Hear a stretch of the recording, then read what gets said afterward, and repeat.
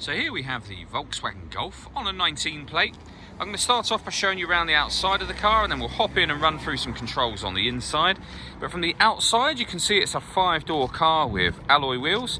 Let's start off inside the boot and then work our way around the rest of the car from there. Approach the back of the car, you'll see we have reversing sensors, plenty of boot space as well, along with that 60/40 split folding rear seat, and then underneath this tray section a space saver spare wheel.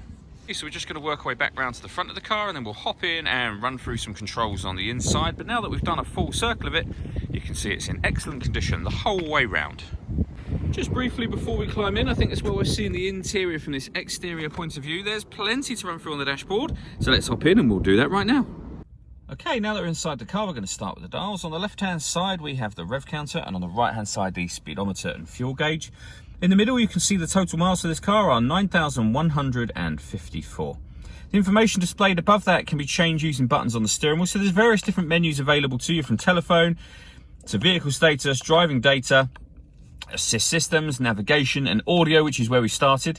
The driving data menu has fuel economy information, and probably the most useful piece of information to have up there, which is the digital readout for the speedometer that you see being displayed now. To go through all of those settings I just went through, you need to just use these buttons over here. On the left-hand side, we have stereo controls as well as cruise control and speed limiter. This vehicle also has the ability to manage its speed according to the car in front, so both slowing it down and speeding it up.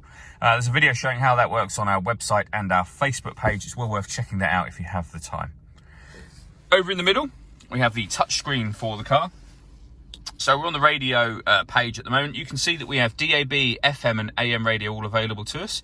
If you want to listen to your own music, you can do. There's plenty of ways to do that, as you can see, and they include Bluetooth audio, so you can stream your music wirelessly once you pair up your phone.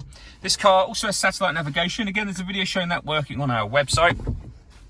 And a full colour reversing camera with guidelines showing you what direction the car is headed in relation to the image that you see on the screen. So it does make this car very easy to park. Below that, we have the air conditioning. So you can select the temperature, fan speed, direction you'd like the air to be distributed in. When you're happy with all of those settings, that button turns the air conditioning on and off again, of course. We have a rear heated screen. That button will recirculate the air that's in the car, which is a great way of heating it up or cooling it down quickly depending on the temperature that you've set. Underneath that, we have this cubbyhole section which will open up, and we have the USB input in there, a 6-speed manual gearbox, and then these buttons. So this one turns off the parking sensors, and over this side you can turn off the stop and start. This car is designed to cut out when it's stationary in traffic to save you fuel. I've just turned that system off. And this one will change the driving setup of the car, so you can have it in eco, normal, sport or individual. And under individual, they are the things that you can change. So the steering, the drive and the air conditioning for the car. All that leaves me to say is thank you for taking the time to watch this video. If you'd like to come and see the car in person and have a test drive, please feel free to call any of our MJA sites. We'd love to hear from you soon.